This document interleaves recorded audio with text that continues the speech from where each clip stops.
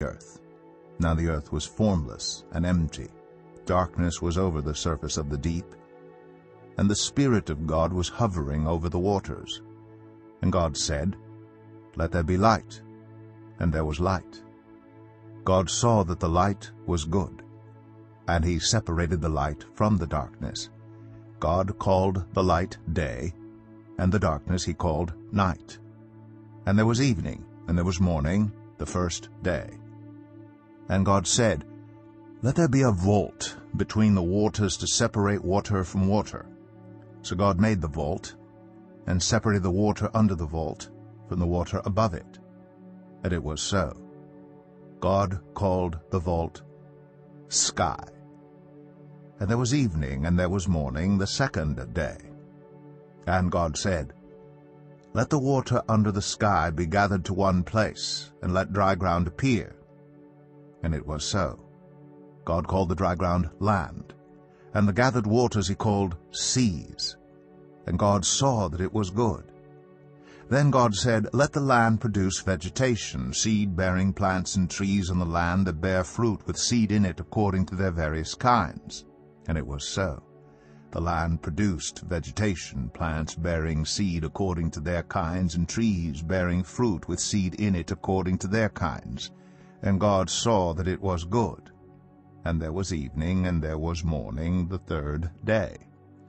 And God said, "Let there be lights in the vault of the sky to separate the day from the night, and let them serve as signs to mark sacred times and days and years.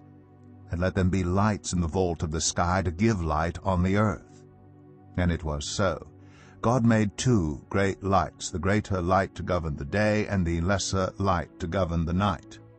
He also made the stars. God set them in the vault of the sky to give light on the earth, to govern the day and the night, and to separate light from darkness. And God saw that it was good. And there was evening, and there was morning, the fourth day. And God said, "Let the water teem with living creatures, and let birds fly above the earth across the vault of the sky." So God created the great creatures of the sea, and every living thing with which the water teems and that moves about in it, according to their kinds, and every winged bird according to its kind. And God saw that it was good. God blessed them and said, "Be fruitful, and increase in number, and fill the water in the seas, and let the birds increase on the earth." And there was evening, and there was morning, the fifth day. And God said, "Let the land produce living creatures, according to their kinds, the livestock, the creatures that move along the ground, and the wild animals, each according to its kind." And it was so. God made the wild animals according to their kinds, the livestock according to their kinds, and all the creatures that move along the ground according to their kinds. And God saw that it was good. Then God said, "Let us make mankind in our image, in our likeness, so that they may rule over the fish in the sea and the birds in the sky, over the livestock and all the wild animals, and over all the creatures that move along the ground." So God created mankind in his own image. In the image of God he created them. Male and female he created them. God blessed them and said to them, "Be fruitful and increase in number, fill the earth and subdue it, rule over the fish in the sea and the birds in the sky, and over every living creature that moves on the ground." Then God said, "I give you every seed-bearing plant on the face of the whole earth, and every tree that has fruit with seed in it. They will be yours for food. And to all the beasts of the earth, and all the birds in the sky, and all the creatures that move along the ground, everything that has the breath of life in it, I give every green plant for food." And it was so. God saw all that he had made, and it was very good. And there was evening, and there was morning, the sixth day. Genesis 2. Thus the heavens and the earth were completed in all their vast array. By the seventh day God had finished the work he had been doing. So on the seventh day he rested from all his work. Then God blessed the seventh day and made it holy, because on it he rested from all the work of creating that he had done. This is the account of the heavens and the earth when they were created, when the Lord God made the earth and the heavens. Now no shrub had yet appeared on the earth, and no plant had yet sprung up, for the Lord God had not sent rain on the earth, and there was no one to work the ground. But streams came up from the earth and watered the whole surface of the ground. Then the Lord God formed a man from the dust of the ground, and breathed into his nostrils the breath of life, and the man became a living being. Now the Lord God had planted a garden in the east, in Eden, and there he put the man he had formed. The Lord God made all kinds of trees grow out of the ground, trees that were pleasing to the eye and good for food. In the middle of the garden were the tree of life, and the tree of the knowledge of good and evil. A river, watering the garden, flowed from Eden. From there it was separated into 4 headwaters. The name of the first is the Pishon. It winds through the entire land of Havilah, where there is gold. The gold of that land is good. Aromatic, resin, and onyx are also there. The name of the second river is the Gihon. It winds through the entire land of Cush. The name of the third river is the Tigris. It runs along the east side of Ashur. And the fourth river is the Euphrates. The Lord God took the man and put him in the Garden of Eden to work it and take care of it. And the Lord God commanded the man, "You are free to eat from any tree in the garden, but you must not eat from the tree of the knowledge of good and evil. For when you eat from it, you will certainly die." The Lord God said, "It is not good for the man to be alone. I will make a helper suitable for him." Now the Lord God had formed out of the ground all the wild animals and all the birds in the sky. He brought them to the man to see what he would name them. And whatever the man called each living creature, that was its name.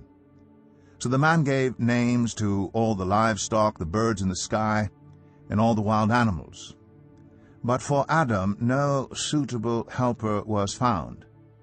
So the Lord God caused the man to fall into a deep sleep, and while he was sleeping he took one of the man's ribs and then closed up the place with flesh.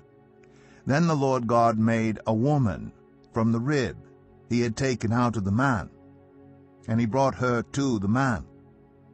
The man said, "This is now bone of my bones and flesh of my flesh. She shall be called woman, for she was taken out of man." That is why a man leaves his father and mother and is united to his wife, and they become one flesh. Adam and his wife were both naked, and they felt no shame. Genesis 3. Now the serpent was more crafty than any of the wild animals the Lord God had made. He said to the woman, "Did God really say, 'You must not eat from any tree in the garden'?" The woman said to the serpent, "We may eat fruit from the trees in the garden, but God did say, 'You must not eat fruit from the tree that is in the middle of the garden, and you must not touch it, or you will die.' You will not certainly die." The serpent said to the woman, "For God knows that when you eat from it, your eyes will be opened, and you will be like God, knowing good and evil." When the woman saw that the fruit of the tree was good for food, and pleasing to the eye, and also desirable for gaining wisdom, she took some and ate it. She also gave some to her husband who was with her, and he ate it. Then the eyes of both of them were opened, and they realized they were naked. So they sewed fig leaves together and made coverings for themselves. Then the man and his wife heard the sound of the Lord God as he was walking in the garden in the cool of the day, and they hid from the Lord God among the trees of the garden. But the Lord God called to the man, "Where are you?" He answered, "I heard you in the garden, and I was afraid because I was naked, so I hid." And he said, "Who told you that you were naked? Have you eaten from the tree that I commanded you not to eat from?" The man said, "The woman you put here with me, she gave me some fruit from the tree, and I ate it." Then the Lord God said to the woman, "What is this you have done?"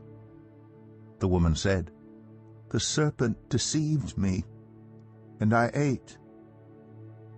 So the Lord God said to the serpent, "Because you have done this, cursed are you above all livestock and all wild animals. You will crawl on your belly, and you will eat dust all the days of your life. And I will put enmity between you and the woman, and between your offspring and hers. He will crush your head, and you will strike his heel." To the woman he said, "I will make your pains in childbearing very severe. With painful labor you will give birth to children. Your desire will be for your husband, and he will rule over you." To Adam he said, "Because you listened to your wife and ate fruit from the tree about which I commanded you, you must not eat from it. Cursed is the ground because of you. Through painful toil you will eat food from it all the days of your life. It will produce thorns and thistles for you, and you will eat the plants of the field. By the sweat of your brow you will eat your food until you return to the ground, since from it you were taken. For dust you are, and to dust you will return." Adam named his wife Eve, because she would become the mother of all the living. The Lord God made garments of skin for Adam and his wife, and clothed them. And the Lord God said, "The man has now become like one of us, knowing good and evil. He must not be allowed to reach out his hand and take also from the tree of life and eat and live forever." So the Lord God banished him from the Garden of Eden to work the ground from which he had been taken. After he drove the man out, he placed on the east side of the Garden of Eden cherubim, and a flaming sword flashing back and forth to guard the way to the tree of